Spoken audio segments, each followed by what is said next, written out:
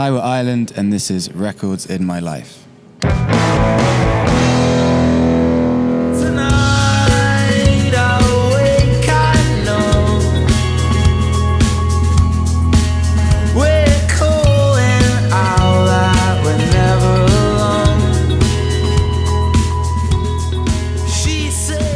Thank you very much for being on the show.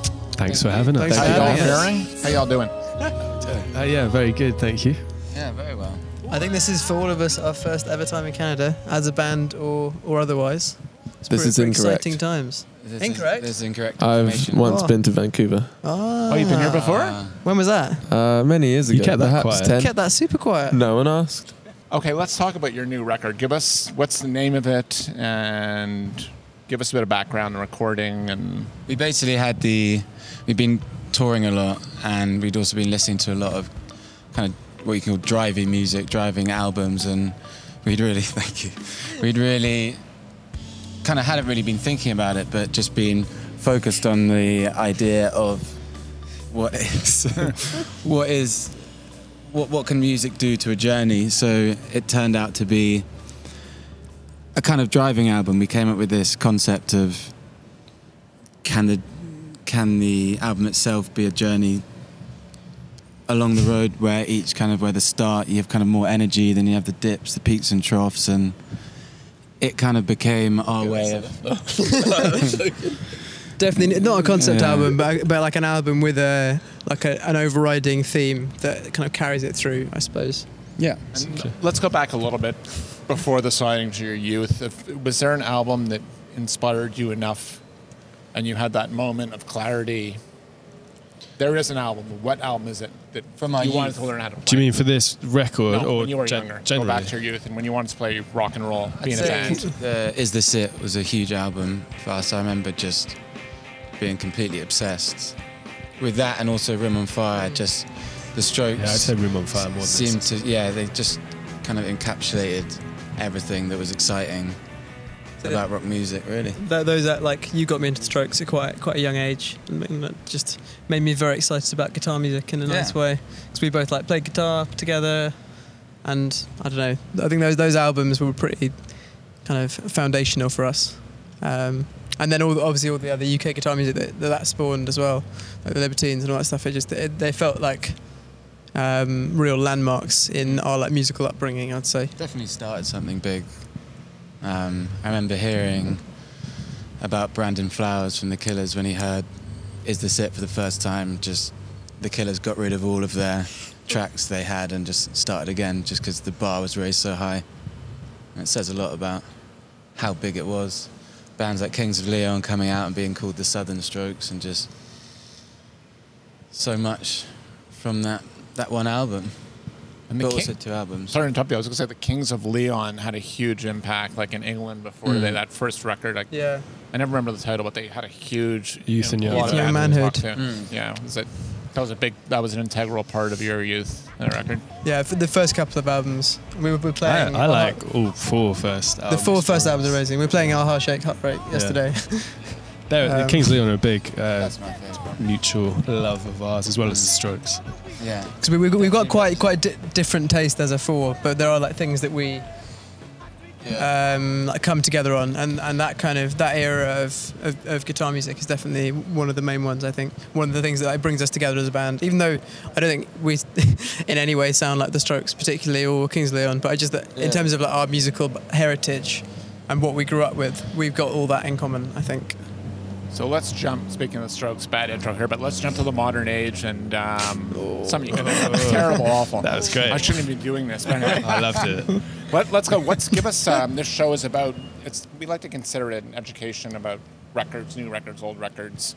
Give us maybe a couple of albums from some young bands from the UK that we should be looking out for. We can definitely do that. There's a lot of good stuff around. There's a band called Leif Erikson from the UK who we're good friends with. They came out on the road with us in November, actually.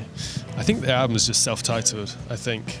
Came out... Leif spelled Leif. Right. And it's really good, like, drivey kind of vibe. Bit and 70s, it just really works groovy. every time. I think we always, when we get into the venue, our sound guy will play that record just for perspective of sound, and it sounds amazing, like wherever we go, and it's just great.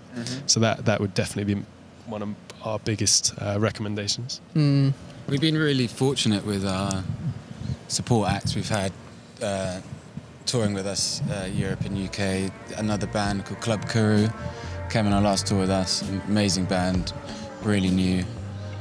They're from Bristol, is it? Psychedelic. Yeah, a bit more psychedelic, a bit different. Very good record anyway. It's good. Another one is it's an album called Binary Childhood by some really good friends of ours called Otzeki. Don't know if you've heard of those guys, but you have. They're really, they're kind really of close old friends kicking off in North America a little bit. They were in South by last year. That's a really amazing record. Well, you know about it, so yeah, you know. But we know the name of that one. So. Binary Childhood. So I need some help from you guys because I'm a bit of a procrastinator on the home front. What's a good record to? I don't know if you're messy guys at home or whatever, but dishes always pile up. I need to vacuum. So what's a good record to relax at home and get the stuff going? Ooh. Rage Against the Machine, definitely. That's what I watched. Which album? Self-titled. Self-titled. Okay. The original. Is that why you don't wash up very much? That's why I smash a lot of plates. Probably listen to some Real Estate actually is quite good washing up music. Yeah. What album, Jack? It's all about the name of the album, mate. What's their main record? The record that with like Saturday. Yeah, that one. What's it called? You know what it's called. I'm terrible with albums. I know a name over here. One. I've got one. I think I would listen to Devotion by Beach House. Oh, that is a very good one. Lovely. Because it's, I go Washy Teen uppy. Dream personally myself. Dream.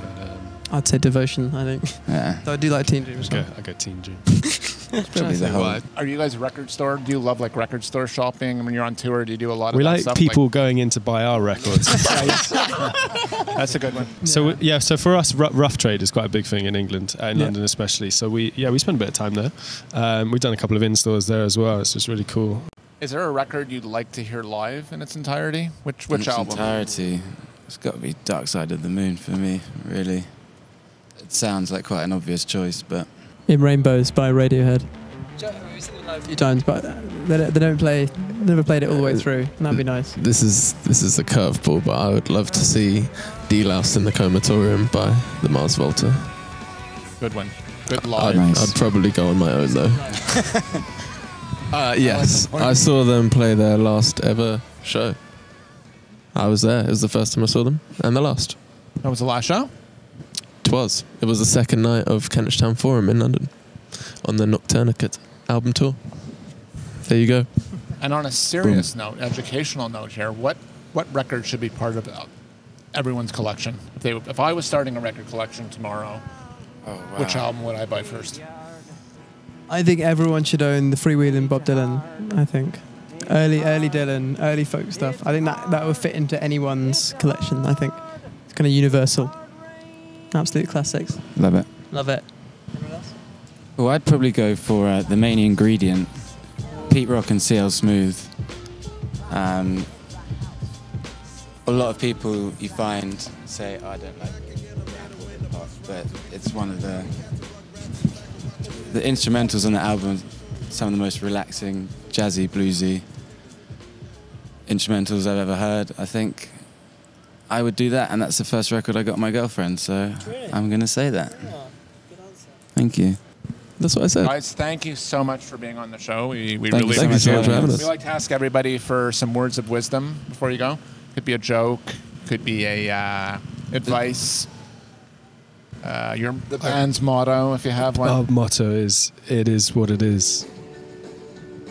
That's Always. right. The pessimist's motto. The pessimist motto. There's a hint of That's optimistic. It is what it is. It is what it is. That's optimism. Which evolves. It evolves into gig is gig. It is what it is.